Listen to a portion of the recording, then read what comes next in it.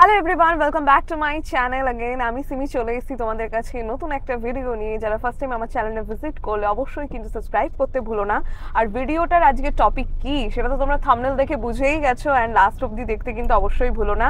আজকের পুরো ভিডিওটা কিন্তু তোমাদের সাথে শেয়ার করব আমাদের দীঘা ট্রিপ নিয়ে, এবং এছাড়াও দীঘাতে গিয়ে আমরা কোন হোটেলে থাকছি সেই সমস্ত হোটেল ডিটেলসও কিন্তু থাকবে আরেকটা ভিডিওতে। তো stay tune with me this channel.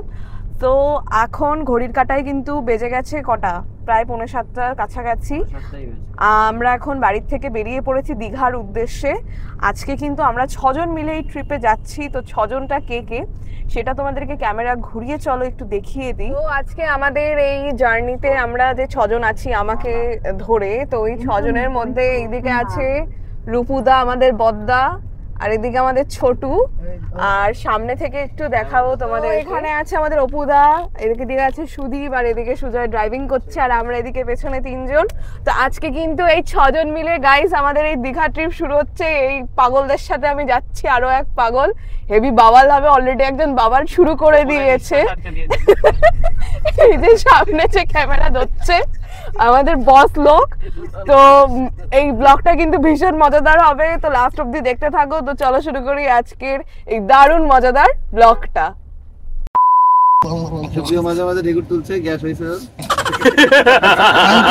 কালকে আমরা মুরগ মশলা খেয়েছি, ওই মুরগ মশলা পিছন দিয়ে সামনে দিয়ে দুদিক দিয়ে ঢুকছে। 2000 years later.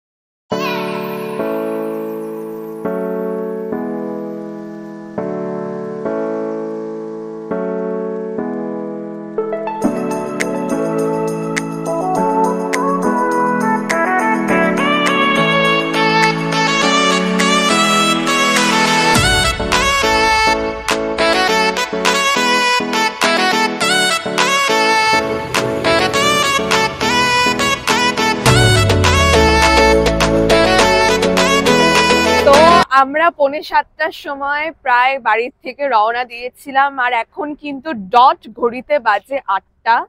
ওই আপনাদের 1 ঘন্টা 10 মিনিট কি 15 মিনিট মতন সময় লাগলো।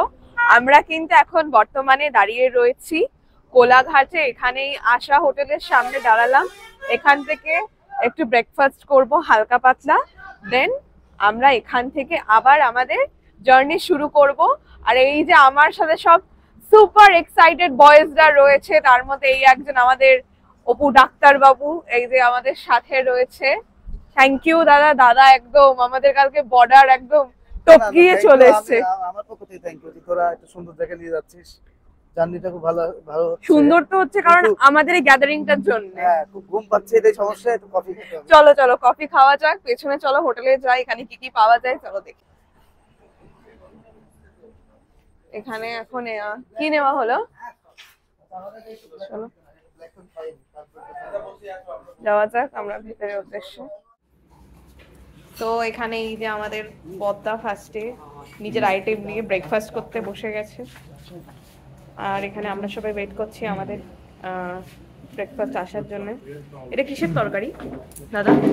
ফুলকপি, মিক্স ভেজ না এটা? আচ্ছা, খাও খাও, গুড বয়, ভালো করে খাও। না না, আমি সকালবেলা ফুলকপি খাবো না, তুমি খাও। আর এই যে এখানে আমাদের ডিম টোস্ট রেডি, আর এই যে আমাদের ইন্ট্রোডিউস করাচ্ছি আপনাদের সাথে নতুন blogger. Hello guys, it's live from Simi. আমরা এখন বোম্বে টোস্ট খাবো, ঠিক আছে? তো এখানে এখন সকালের ব্রেকফাস্ট চলছে, আমরা হোটেলে আছি। তো এদিকে সব ডিম টোস্ট খাওয়া হচ্ছে, আমার ডিম টোস্টে খালি আসার বাকি আছে। আর এদিকে রূপুদাও খাচ্ছে, আর ওদিকে সুদীপ আপাতত বাইরে ফোনে কথা বলতে ব্যস্ত, ওর এখন খাওয়া দাওয়ার প্ল্যান নেই। এখন আমার খাবারটা এলেই তারপরে। তো এখন খালি আমার খাবারটা আসার অপেক্ষা, দেন এখান থেকে আমরা কোলাঘাট থেকে বেরোবো দীঘার উদ্দেশ্যে। ফার্স্ট টাইম সবাইকে নিয়ে যাচ্ছি, আর অপুদার যেহেতু একদম প্রথমবারের জন্য দীঘা যাচ্ছে, তো আরো বেশি একটা সুন্দর এক্সাইটমেন্ট কাজ করছে। এবং গাড়িতে আস্তে আস্তেও সবাই এত মজা করছি, আশা রাখছি এই জার্নিটা আরো অনেক বেশি মজাদার হবে এবং তোমাদের সামনে আরো মজার কিছু ইনসিডেন্ট তুলে ধরতে পারবো। হচ্ছে ডিম টোস্ট খাওয়ার পালা, চলো সকালের ব্রেকফাস্টটা সেরে নিই।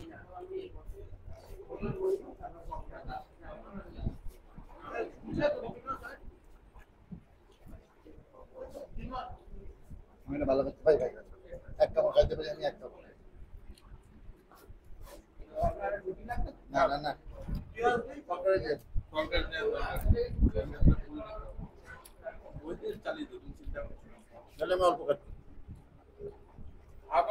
তো আমাদের ফাইনালি কোলাঘাট থেকে খাওয়া দাওয়া পর্ব শেষ।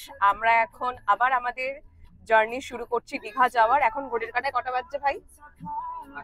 8:45 বাজে। দেখা যাক এখন কোলাঘাট থেকে বেরোচ্ছি, দীঘায় কতক্ষণে পৌঁছাই। তো দেখতে থাকো আমার সাথে। একটা অনেক বড় আমাদের সাথে ব্লান্ডার ঘটে গেছে। সেটা হচ্ছে আমরা নন্দকুমারে পৌঁছাতেই আমাদের হঠাৎ করে গাড়ির ব্রেকডাউন হয়ে যায়, ক্লাচ একদমই উঠছিল না, মাঝ রাস্তায় গাড়ি বন্ধ হয়ে গেছে। প্রায় আধ ঘন্টার ওপরে আমরা রাস্তায় ছিলাম, তাও বহু কষ্ট করে ভগবানের সহায়তায় একটা মেকানিক পেয়েছি। তো ওখান থেকে আবার আরেকটা গাড়ির সাহায্যে দড়ি দিয়ে টেনে ওইভাবে গাড়ি এখন আনা হয়েছে। এখন এই গ্যারেজে রয়েছে নন্দকুমারে। এখন অলরেডি বেজে গেছে 10টা। যাওয়ার কথা ছিল দীঘাতে 11টার মধ্যে, কিন্তু এখন গাড়ি ঠিক করতে করতে সময় লাগবে 2 ঘন্টা। এখান থেকে নন্দকুমার থেকে এখনো দীঘা হচ্ছে 90 কিলোমিটার। মানে বুঝতে পারছো তো কিরকম প্যাথেটিক সিচুয়েশন। এরকম যেন কখনোই কারোর সাথে না ঘটে, মানে সবসময় এরকম একটা বাধা। আমরা যখন হিমাচল ঘুরতে গেলাম, আমাদের ফেরার দিন পাঞ্জাবে জলন্ধরে গিয়ে এরকম সেম একটা ইস্যু ফেস করতে হলো। আজকে তো নিজেরা গাড়ি নিয়ে বেরিয়েছি, এরকম একটা সমস্যা। তাও টাচউড যে আমরা অ্যাটলিস্ট গ্যারেজটা পেয়েছি। সময় লাগলো, আমার গাড়িটা নিয়ে তো যেতে পারবো, সেটা একটু দেরি হবে। তো তোমাদেরকে কন্ডিশন দেখাই এদিকে। এই যে আমাদের সেই গাড়ি যেটা করে আমরা এলাম, আমাদের পার্সোনাল গাড়ি। তো এখানে এখন সব দেখছে যে কি ঠিক করা যাবে। সবারই একদম মুড অফ হয়ে গেছে, বিকজ সবাই একটা এক্সাইটমেন্ট আলাদাই ছিল, ঘুরতে যাব আমরা সবাই মিলে। তো এখানে এখন সবাই একদমই চিন্তিত, বিষণ্ণ মুখ নিয়ে দাঁড়িয়ে রয়েছে যে কখন এই গাড়ি ঠিক হবে এবং কখন এই যাওয়া হবে। তো এখন এই গ্যারেজের এখানে দাঁড়িয়ে আছি আমরা, দেখা যাক কতক্ষণ কি সময় লাগে। আমরা এখন সবাই গ্যারেজের মধ্যে এসে বসে আছি। তো এই এখন যে আমাদের এই সিচুয়েশন, অপু তো অন্ধকারে দেখা যাচ্ছে না তোমাকে, আলোটা পড়েছে। তো কেমন লাগছে এরকম অভিজ্ঞতা দীঘা যেতে যেতে? অসাধারণ অসাধারণ, মনে হচ্ছে দীঘার ফিলিংটা এখানেই পেয়ে যাচ্ছি। চরম খুব ন্যাচারাল বাতাস, একটা সানসেট ভাব আছে। সমুদ্রে একটু পানি থাকলে, জল থাকলে। আর তুমি কি কালো পাথর? আর অপুদার দাদা রূপুদা কি মনে হচ্ছে? খুব কষ্টে আছি। এটা হচ্ছে বৌদির কষ্টের ফল। বৌদি মনে মনে বলেছে যাও আমাকে ছাড়া মজা করো। আর এই যে আমাদের সাদা লালুয়া, এ লালুয়া এটা হচ্ছে মধ্য কালারের পাথর। যে ক্যামেরাটা ধরে আছে সে সাদা পাথর, শ্বেতি পাথর। এই আর কি, শ্বেতি। আর 2 পাথর আছে ওই পাশে বসে আছে গাড়ির সামনে। 2 ঘন্টার প্রচেষ্টায় অবশেষে, 2 ঘন্টা ভুল বললাম, 11টায় এসছি আর এখন বাজে 2টো। তো 3 ঘন্টার প্রচেষ্টায় অবশ্যই গাড়ি ঠিক হলো। এখন সুজয় চালিয়ে দেখবে যে গাড়ি ঠিকঠাক চলছে নাকি। আর আমি তো স্টিল এখানে বসে আছি, তো দেখা যাক এখন কি হয়। অবশেষে 3 ঘন্টার প্রচেষ্টার পর আমরা ফাইনালি আমাদের গাড়ি ঠিক হলো এবং আমরা এখন যাচ্ছি দীঘার উদ্দেশ্যে। এখন আমাদের সুইমিং পুলে ঝাঁপানোর কথা ছিল, সেখানে আমরা এখান থেকে এখন বেরোচ্ছি। লাঞ্চ হয়নি, কিছু হয়নি। তো চলো এখন তাহলে যাওয়া যাক দুগ্গা দুগ্গা করে দীঘার উদ্দেশ্যে, যাতে সবটা ঠিকঠাক থাকে।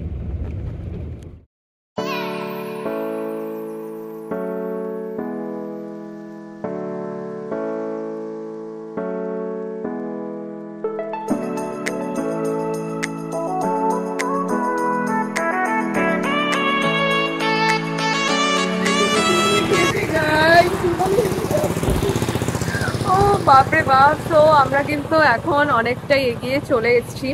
আমরা এখন বর্তমানে দাঁড়িয়ে আছি মরিশদাতে, যেটা পূর্ব মেদিনীপুরের মধ্যে, কিন্তু অলরেডি আমরা ঢুকে গেছি। এখান থেকে আর 40 কিলোমিটার মতন পথ আছে আমাদের দীঘার। যেহেতু মানে 3টে বেজে গেছে, সবারই খিদে পেয়েছে, সকালে সেই ব্রেকফাস্ট, তারপর আর কিছু খাওয়া দাওয়া হয়নি। তো আমরা এখানে একটা রেস্টুরেন্টের সামনে দাঁড় করিয়েছি। এটা রেস্টুরেন্টটা হচ্ছে মরিশদাতে। তো এই যে রোড সাইড, আমরা এই রেস্টুরেন্টের রিল্যাক্স সিনে দাঁড়িয়ে গেছি। এখান থেকে আমরা একটু লাঞ্চটা আজকের জন্য সেরে নেবো এবং তারপরে আবার উদ্দেশ্যে রওনা দেব দীঘার জন্য। তো চলো যাই, ভেতরে যাওয়া যাক, খাবার দাবার অর্ডার করি, দেখতে থাকো সাথে। তো এই হচ্ছে আমাদের রিল্যাক্সিং রেস্টুরেন্ট ভেতরে। বেশ ভালোই, এক বকা দেবো কিন্তু এবার, খালি দুষ্টুমি করে। তো এখানে তোমাদের প্রাইসটা দেখিয়ে দিই। এখানে লাঞ্চের জন্য কিন্তু প্রাইস হচ্ছে এইগুলো আছে, এই অপশনগুলো তোমরা পেয়ে যাবে যদি তোমরা এই মাসিরদা পূর্ব মেদিনীপুর এখানে দাঁড়াও। আমি এখানে নিলাম ভেজ থালি একটা, আর ওরা বাকি 5 জন কিন্তু সবাই নিল ফিশ থালি। তো এখন এদিকে আমাদের খাবার গোছাচ্ছেন উনি, তো তোমাদের দেখিয়ে দিই। এখানে খাবার দাবার গোছাচ্ছেন, খাবার দাবার গোছানোর পরে তোমাদেরকে দেখাই যে আমি ভেজ থালিতে এখানে কি কি পাচ্ছি এবং ফিশ থালিতেই বা কি কি আছে। এই যে আমার সামনে কিন্তু 70 টাকার ভেজ থালির প্লেট চলে এসেছে। এখানে একটা আলু ভাজা আছে, আর এখানে একটা সবজি আছে, আর এখানে যে শসা পেঁয়াজ দিয়েছে, আর এখানে আচারের একটা পিকল দিয়েছে, আর এখানে হচ্ছে ডাল। তো এই হচ্ছে কিন্তু মোটামুটি 70 টাকার থালি। আর ওদিকে যারা মাছ নিয়েছে তাদের সেম আছে, জাস্ট 1 পিস মাছ দিয়ে দিচ্ছে। তো এই হচ্ছে কিন্তু এখানকার থালির সিস্টেম। তো সবাই কিন্তু আমরা এখন এখানে খাওয়া দাওয়া করতে বসে গেছি। তো চলো, আমিও দেরি করবো না, খিদে পেয়েছে, অনেকটা দেরি হয়ে গেছে। তো চলো আমিও স্টার্ট করি খাওয়া দাওয়া। আলু ভাজা দিয়ে খাই, আলু ভাজার ডালই আছে, খাই ডাল দিয়ে অল্প।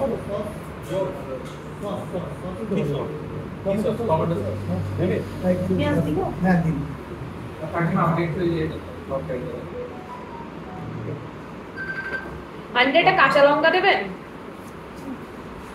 দুটো দিয়ে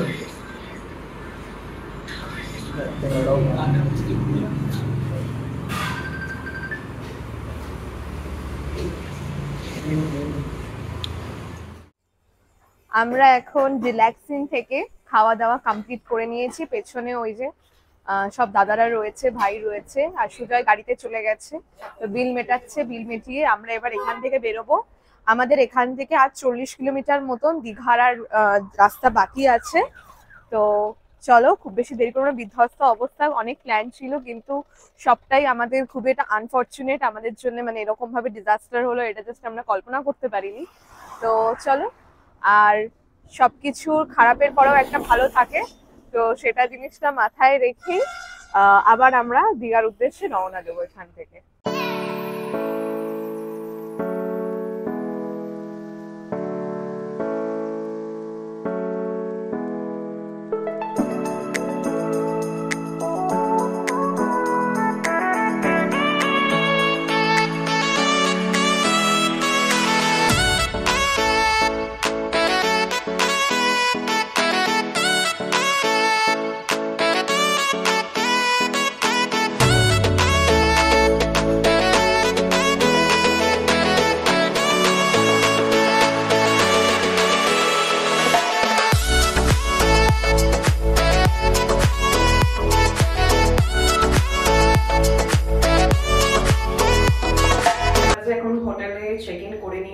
রিসেপশনে যাচ্ছি, নিজের সঙ্গে ফর্মালিটি কমপ্লিট করছে। এখন তাড়াহুড়ো করবো, একটু রিকোয়েস্ট করলাম একটু আমরা তুলে নামবো। So let's go. এখন লিফট করছি। গাইস, অনেক যুদ্ধের পর অবশেষে রুমে পৌঁছালাম, আর এদিকে আমি তৈরি হয়ে গেছি পুলে নামবো বলে। এখন 5:45 বেজে গেছে। ওদিকে এই রুমটা হচ্ছে আমার আর সুজয়ের রুমের ডিটেলস ভিডিও, মানে হোটেলের, সেটা আলাদা আসবে, তোমরা অবশ্যই দেখে নিও। এবং আরেকটা রুমে ওরা 4 জন থাকবে, রূপুদা, অপুদা অ্যান্ড সুদীপ আর ছোটু। সো এখন যাওয়া হবে পুলে। আমি জানি না পুলের লাইটিং এর সিস্টেমটা কতটা তোমাদের দেখাতে পারবো, কিন্তু তাও চেষ্টা করব। আজকে সারাটা দিন ভীষণ রকম ভাবে মেস হয়ে গেছে। আমরা অনেক এক্সপেক্ট করেছিলাম যে এই দিনটা এভাবে স্পেন্ড করব, কিন্তু আমাদের গাড়ি ব্রেকডাউন হওয়ার জন্যে এতটা সময় চলে গেল। সকাল 6টায় বেরোলাম আর সন্ধ্যে 6টা বেজে গেল, মানে প্রায় 12 ঘন্টা। জাস্ট তোমরা চিন্তা করো কতটা আমাদের হেক্টিক ডে গেল। কিন্তু স্টিল আমরা হোপ ছাড়বো না, কারণ কষ্ট করে যখন এসছি তাহলে অবশ্যই মজা করব। এবং আমরা রেডি হচ্ছে এবার পুলে নামবো বলে। পুলে সব নামছে লোকজন, এই যে শুরু হয়ে গেছে বদমাইশি। আর এই যে আরেকজন এখানে, আরে আলাদাই মজা। আলাদাই মজা, আলাদাই মজা। এখানে খেলা শুরু হয়ে গেছে অলরেডি, আর এই যে আরেকজন মাঠে নামছে। ভগবান, চশমা সোহা হয়ে গেছে, চশমা জলে এই আসতে ভাই, আসতে আসতে, কিন্তু চশমাই যে হারিয়ে গেছে আমাদের ডাক্তার মশাইয়ের। এই যে এখন সব ঝাপাঝাপি স্টার্ট হয়ে গেছে, এই যে এখন শুরু হচ্ছে এনজয়মেন্ট।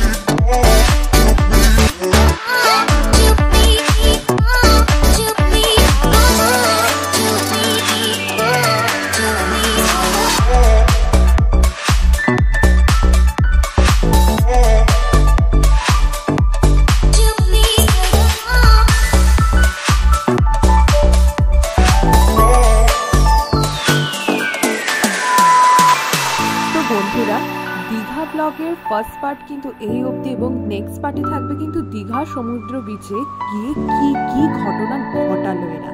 তার জন্য কিন্তু চোখ রাখতে হবে আমার চ্যানেলে। সবাই ভালো থাকবে, সুস্থ হবে, শীঘ্রই দেখা হচ্ছে সেকেন্ড পার্ট নিয়ে।